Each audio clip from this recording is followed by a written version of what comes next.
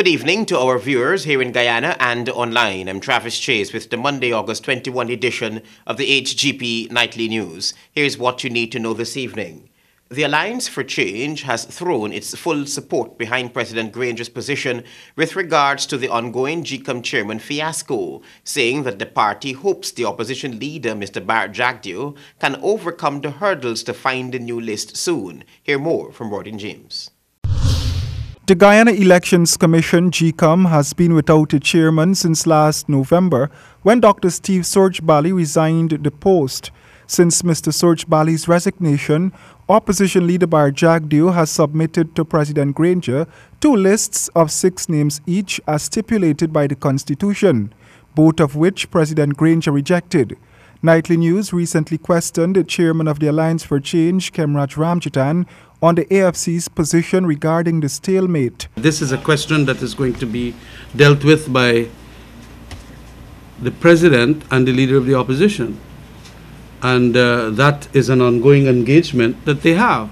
I understand the leader of the opposition recently indicated that he's having some difficulties. I hope that he overcomes the difficulties as quickly as possible. Further, the minister was asked whether he thinks the president should abide by the ruling of Acting Chief Justice Roxanne George Wiltshire on the matter. Well, you know, it is a matter of interpretation of what is being said. It is totally that. I want to believe that the fact that he has asked for a 3rd list, that will be the 3rd list, yes, that he is abiding by the Constitution. And he has a process in which should they not think that they will do. Mr. Ramjatan does not believe the president's interpretation of the Constitution was flawed, nor does he think the Chief Justice's ruling was in any way contradicting the president's view. It would have been far clearer, of course, had we gotten the written decision of the judge. I understand up to now we haven't gotten the written decision of the judge. Okay? And it is important that we get that too, because if you are telling me what to say, I am listening to my Attorney General. My Attorney General is a lawyer, a senior one. And why not? You hear what the judge said. Well, we would like to see the judge written decision on the issue. Mr. Jagdeo had said he was finding it extremely difficult to find persons who will meet the president's criteria for the post, and has suggested that the president amend part of the Constitution so as to invite persons living abroad to apply for the job. But the president has since voted down that decision and said there are credible and qualified persons right here in Guyana who can serve in the GCOM post. In the latest development, Mr. Jagdeo on Monday told Nightly News on the phone that he has shortlisted another group of nominees which he hopes to submit to President Granger by the end of this week. Royden James, HGP Nightly News. Thank you, Royden. The Minister of Public Infrastructure has tasked the Board of Directors of the Guyana Power and Light Company to produce a remedy for the constant blackouts. Here's Jevon Vickery with more. The Guyana Power and Light Company, in a statement to the public, explained that the reason for the recent bouts of blackouts across the country was due to a botched tree trimming exercise and a burnt-out jumper, among other issues. But since August 3, when the blackouts started, some areas are still experiencing, in some cases, long periods of blackouts. This has been brought to the attention of the authorities who have been monitoring the problem. And while acknowledging the issue, Minister of Public Infrastructure David Patterson informed Nightly News in an invited comment that he, senior management of the power company, and the board of directors are in the process of rectifying the errors in the system. But the board, we have come with a very short-term plan, which I've tasked them to sit down and interrogate them. Hopefully they're doing it as we speak. And it is meant to address the immediate areas which have been given us for the very, very immediate areas. Minister Patterson further asserted that he is also aware of spells of low voltage which are currently being experienced by consumers in the Region 3 district. Is there anybody monitoring what is happening in terms of there's no catastrophe as a result of what's happening? I would like to suspect that our operations team is monitoring it. The low voltage issue is obviously deals with the distances which the power is being fed from for those persons there. So we are looking at it, and I do suspect that the solution has already been put in place already. GPL urged citizens to be careful when carrying out exercises close to GPL's network since they can cause significant disruption and inconvenience, which in some cases translate to additional costs for the power company. Javon Vickery, HGP Nightly News. Political interference in the affairs of indigenous people and an attack on their identity were two of the main issues which the National Tushaus Council highlighted as challenges to good governance of indigenous communities. Kristen Macklingam was at the opening of the National Tushaus Council conference and reports now.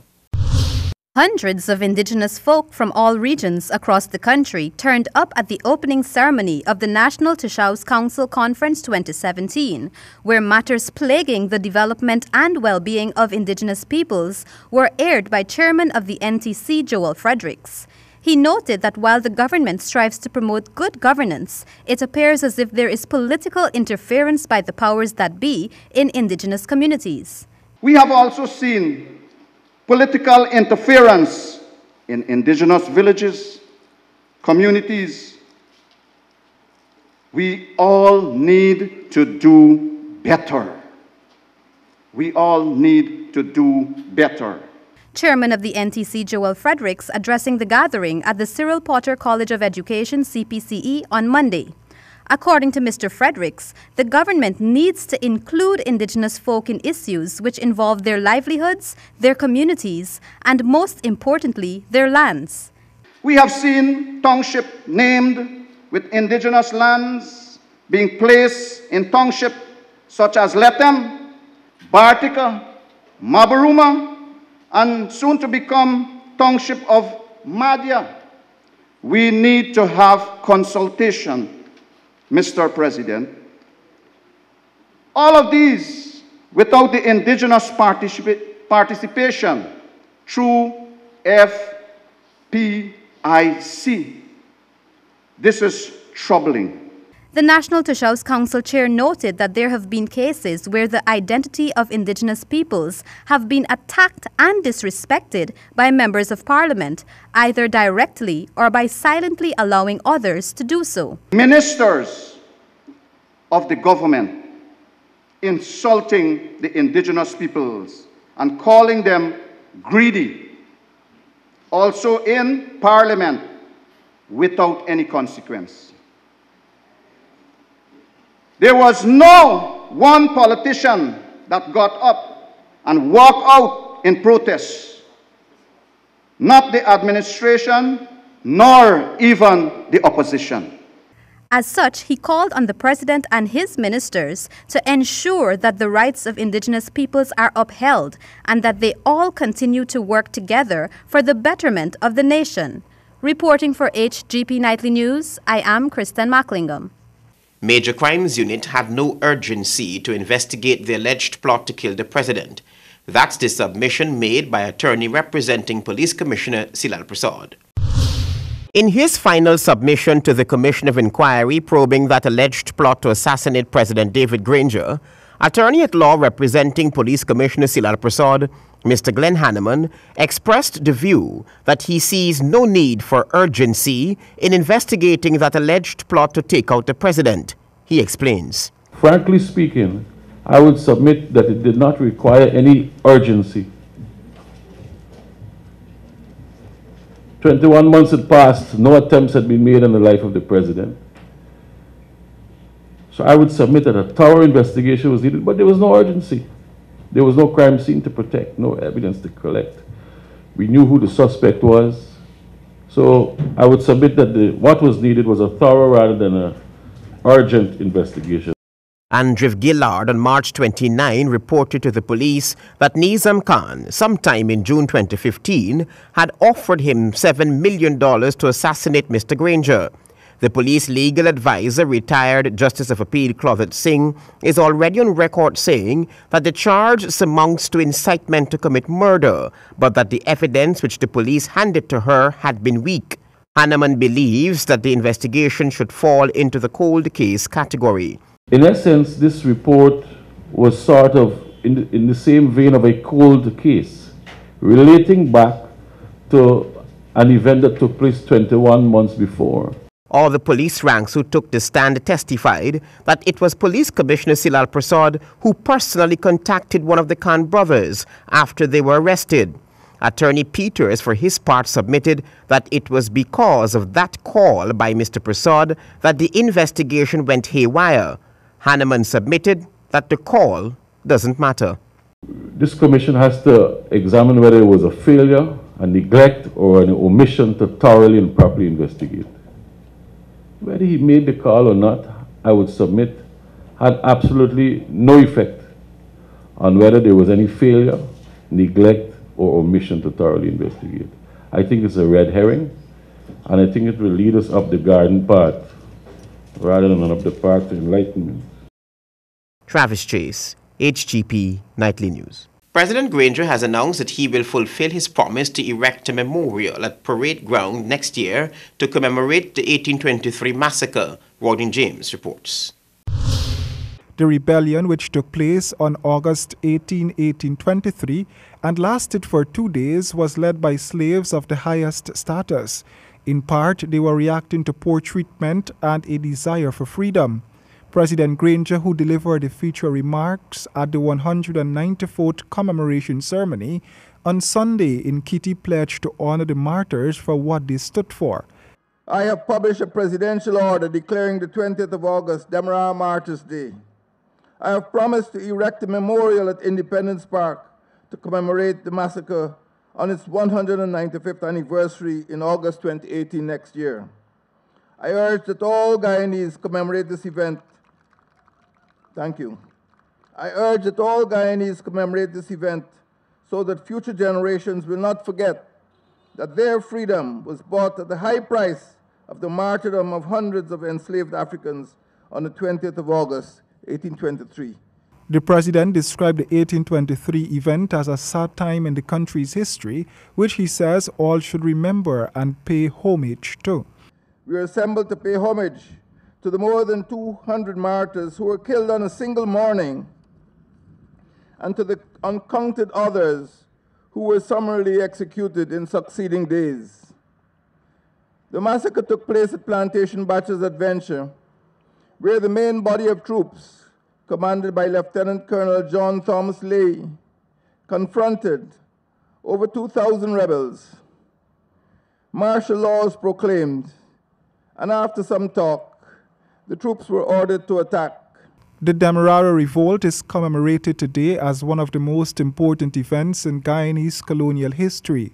Mr. Granger said that the revolt's role in the passage of the Slavery Abolition Act by the British Parliament a decade later is undisputed. The act was entitled An Act for the Abolition of Slavery Throughout the British Colonies, promoting the industry of the manumitted slaves and compensating the persons hitherto entitled to the services of such slaves. Royden James, HGP Nightly News. Javon Vickery will tell you now the consultation between Smart City Solutions during the suspension period of the city's parking system ran into a negotiating cul-de-sac. When the Special Committee of City Councillors tasked with presenting a report on consultations with key players in the city's parking system met with officials of Smart City Solutions, it was not what they expected. According to Chairman of the Special Committee Malcolm Ferreira during his presentation of the report to Council, the meeting with Smart City Solutions following the suspension of the contract came with demands which the Special Committee could not accept. Initially, when we wrote Smart City before we met them to ask for the feasibility study, a business proposal, etc., they wanted us to, at the first meeting, wanted us to sign a non-disclosure agreement. That would mean anything that we saw there, I would not be able to even mention it here, right now. So the committee rejected the idea of being bound by such secrecy or signing any non-disclosure. Ferreira further stated that for the sake of transparency, the Special Committee felt that there were too many irregularities within the original contract. Thus, the meeting was organized to renegotiate those clauses within the legal agreement. But after there was resistance, Ferreira explained that a decision was taken by the group to discontinue the consultations with Smart City Solution. This recommendation was given to the council. Recommendation C. Continue the metered parking system in accordance to law. Council has the option of rescinding the contract with SCS and continue with a metered parking system in accordance with the legal and transparent process as outlined in Municipal and District Councils Act Chapter 2801. Due diligence must be observed as it relates to any new agreement. Javon Vickery, HGP Nightly News. Thank you, Javon. The Commission of Inquiry probing ancestral lands got into full gear on Monday morning.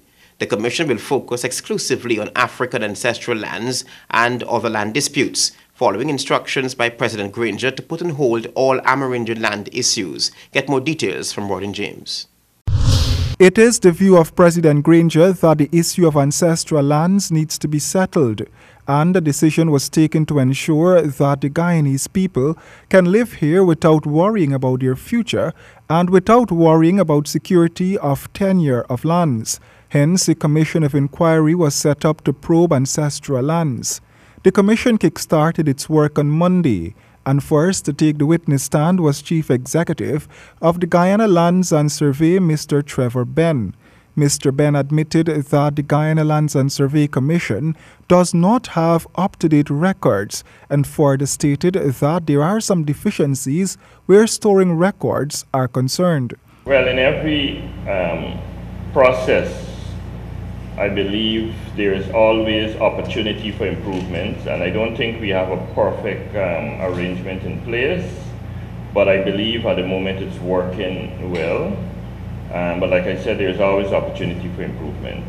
The Commission heard that because of an archaic setup within the Lands and Survey Commission, applications would take longer than expected to process. We are operating a system, a paper-based system at the moment, and because of that, it takes extraordinarily long to process applications, and we would like to see a more electronic process to ensure that our clients receive more rapid attention in terms of their application process. Also taking the witness stand was Land Administration Manager of the Lands and Survey Commission, Michael Hudson. He was questioned about the Commission's issuance of leases to multiple persons for the identical plot of land. Let's use the word title. Issuance of title for the same land to more than one person, yes, because the law allows it. Our current legislative framework allows it. For example, in respect of one portion of land, you may have an individual who holds a license, a state forest permit to extract lumber, and over that same land you might have somebody with subsurface rights to do mining. The Commission of Inquiry heard that President Granger has requested that all matters pertaining to Amerindian ancestral lands be put on hold. This comes in the wake of serious concerns raised by the Amerindian People's Association and the National Tushaus Council, who had implored the President to quash the COI. The Commission will continue its work on Tuesday.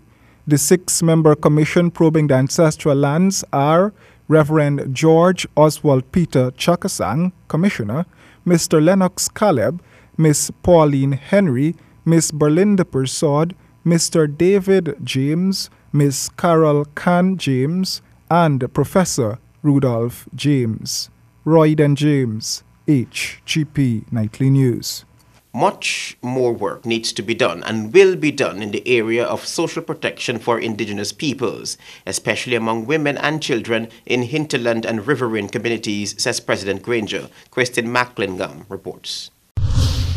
As part of good governance, there must be intensified efforts to ensure that social protection is evident in every indigenous village to reduce the prevalence of alcoholism and other negative activities which harm women and children.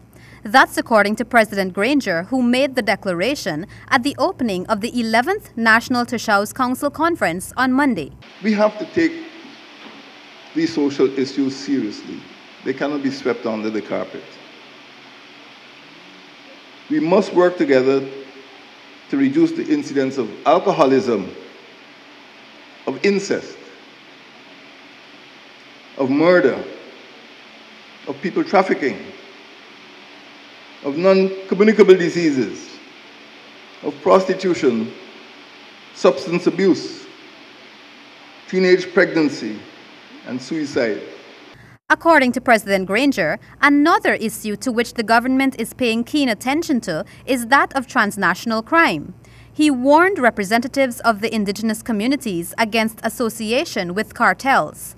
The president also noted that a backlash from involvement in such activities could be devastating. These transnational cartels do not wish us any good. They will destroy your households, they will destroy your families, they will destroy your communities, and they'll erode the entire concept of good governance that we're trying to uphold at this conference today. These criminal cartels will bring violence and death. They will sucker young people into criminality. Meanwhile, with regards to the provision of education, the president noted that his government is not satisfied with the state of education delivery in indigenous communities, and that the administration is working to address this while simultaneously focusing on job creation and employment in indigenous communities. Governance must come first in the field of education. We're not satisfied. We're trying to get children in school, and we want you to help us to achieve that objective. Governance is also important in economic development. We have to work together to create jobs for our young people, where they live, in their communities. We have to reduce poverty, and we have to eradicate unemployment. Reporting for HGP Nightly News, I am Kristen Macklingam. This is not the time for bickering and brawling, but a time to rise above your circumstances. That's essentially the message President Granger took when he addressed the State of the African Guyanese Forum on Sunday. Warden James was there and reports now. The annual forum sees African Guyanese groups assembling at the Critchlow Labour College to discuss issues facing Guyanese of African ancestry and how those issues could be addressed. President David Granger, who delivered a feature address at the 5th Annual State of the African Guyanese Forum, reminded Afro-Guyanese of their important role in preserving what their ancestors fought for. He called on African Guyanese to use their time to not pull down but to shape each other. Let us fight one war at a time, and let us not try to refight old battles of the past, which do not contribute to our mission.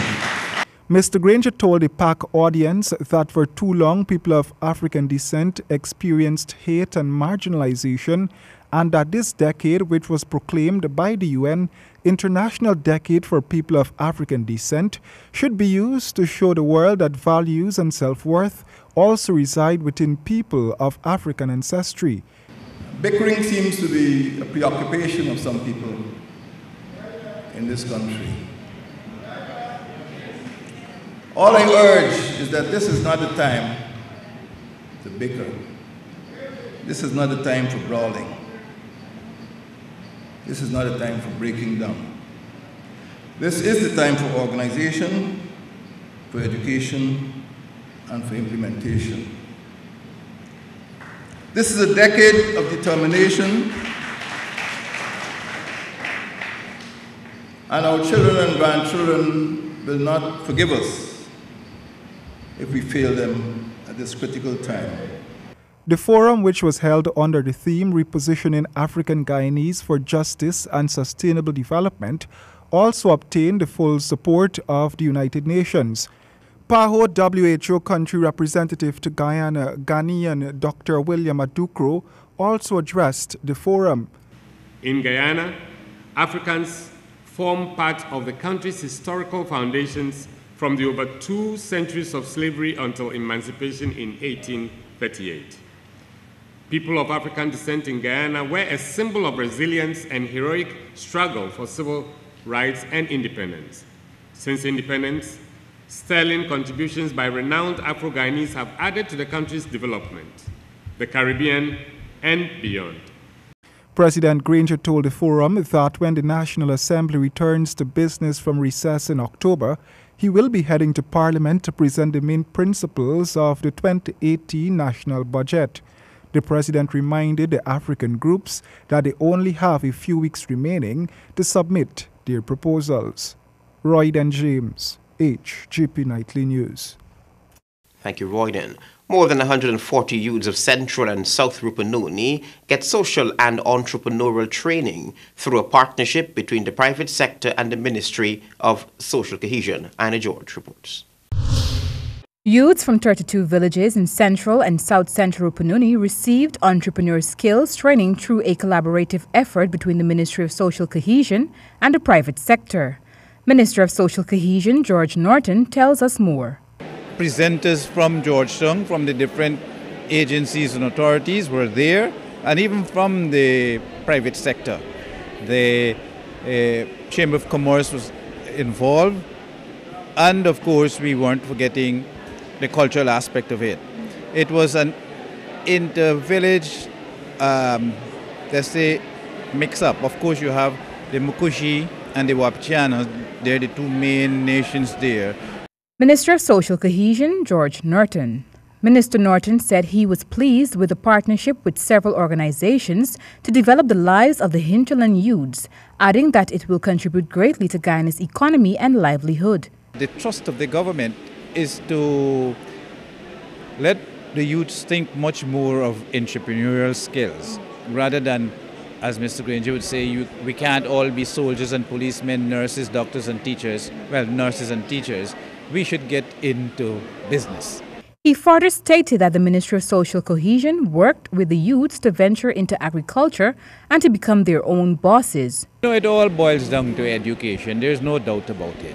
If we should concentrate, and it was said to us by many stakeholders that we can only achieve social cohesion if we start from the nursery level.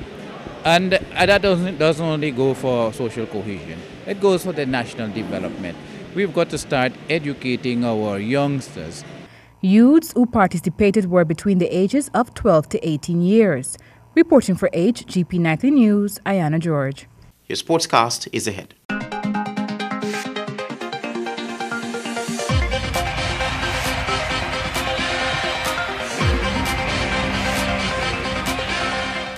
Good evening, I'm Stanford Howard with the AGP Sportscast. We tell you now in cricket, the Guyana Amazon Warriors roared through their encounter with Barbados Tridents on Sunday evening at the Guyana National Stadium. Colwyn Abrams has more. Losing the toss at Sunday's game could have easily dented the Guyana Amazon Warriors' chances at semi-final qualification, but Providence was on their side at Providence. In a show of complete dominance, Chadwick Walton copped an impressive 92 off 57 balls with 7 fours and 6 sixes. His approach to achieving the target was simply fearless as the Warriors produced a late scare to end the game with 5 balls to spare. Asad Fududin's first ball 4 in the final over secured the tie, and a second ball wide turned the tide for the Warriors. In the Trident's innings, it was Dwayne Smith who brutalized the Warriors and chalked up his 4th T20 century that helped set up a challenging target for the home team. But from the third over in their reply, the Warriors kept a steady run rate of 10 runs per over. But at the fall of wickets of Captain Martin Guptill and Chadwick Walton in successive balls in the 16th over, the Trident skipper Kieran Pollard whipped up a mini storm that sent fleeting shockwaves through the Providence Stadium. He took 4 wickets for 16 runs, a fate that threatened Waterloo for the Warriors, who managed to cross the line to secure 4 points in the competition.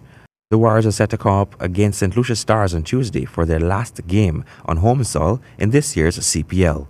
For the HGP Sports, Colwyn Abrams. Thank you, Colwyn. In basketball, the Georgetown Amateur Basketball Association Powerade Malta Supreme Rainforest Waters for its second and under-23 leagues continue at Burnham Court on Saturday, when pace setters East Pass Eagles and Cobras beat UG Trojans for the win. Here are the details. The Georgetown Amateur Basketball Association League, sponsored by Banks DIH through their three of their brands, continue on Saturday at the Burnham Court. In the first of the two matches contested between UG Trojans and Cobras in an under-23 encounter, Cobras won 81-73. In the first quarter, Cobra were up by 10 points and the UG Trojans fought back in the second. But Cobras, with a big fight back in the third and fourth quarter, took the game by 11 points. Top scorers for Cobras, Akwin John with 22 points with assistance from Aki Morrison, 11 points. In the second encounter, the Pacesetters soared past the Eagles with an 82-76 win. The Pacesetters, who were dominated by the Eagles in the first half, 44-30, managed to create their own pace in the third and fourth quarter and nipped past the Eagles by 6 points to win. Top scorer for the Pacesetters were Marvin Durant with 21 points and Quincy Dos Santos with 14 points. Guyana reasserted their dominance of Caribbean squash when they claimed both the men's and women's team title at the National Squash Center in St. Vincent over the weekend. The women, playing a virtual final against Barbados, claims wins at the bottom of the order by Victoria Arjun, Larissa Wilshire, and Taylor Finance to clinch the title. Guyana's senior squash team proudly fly the Golden Arrowhead following their victories. The only two losses came at the hands of the Caribbean champion Megan Bess and runner-up Karen Mickens. The men's team worked a little harder for their victory as they got off to a fast start at the bottom of the lineup with wins from Jason Ray Khalid and Nyron Joseph. Jamaica was able to pull back 2 wins with victories from Caribbean men's champion Chris Binney and Bruce Burrows.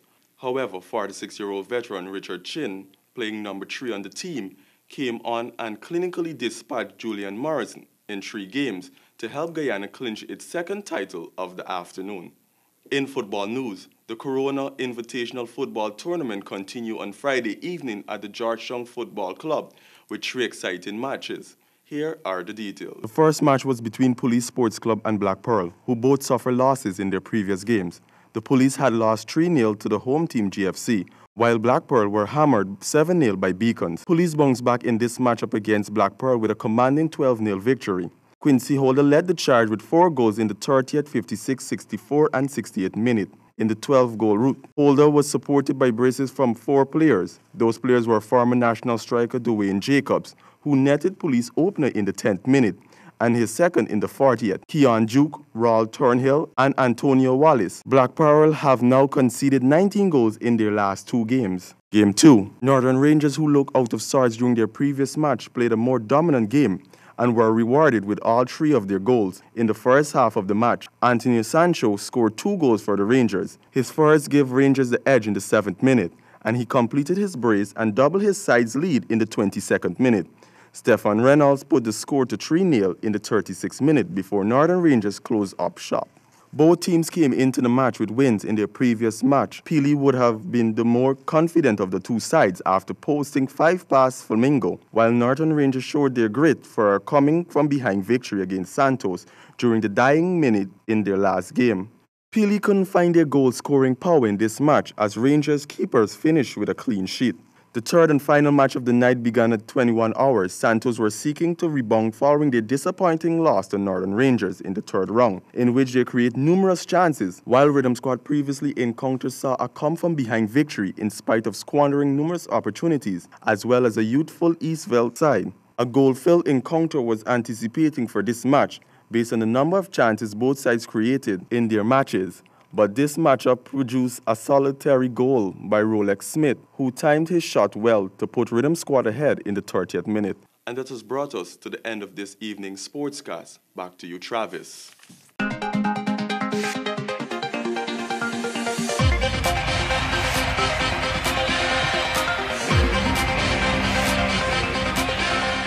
Opposition leader Barry Jagdeo pledges a 3rd GCOM chair list by this Friday. President's position on GCOM chair fiasco sound, AFC. No urgency to investigate assassination plot. Given the evidence, it's a cold case, says attorney Glenn Hanneman. And Minister Patterson urges GPL board to produce a remedy for the constant blackouts. Those were our major headlines. For these stories and more, please go to our website. It's www.hgptv.com. I'm Travis Chase. Thanks for watching. Goodbye.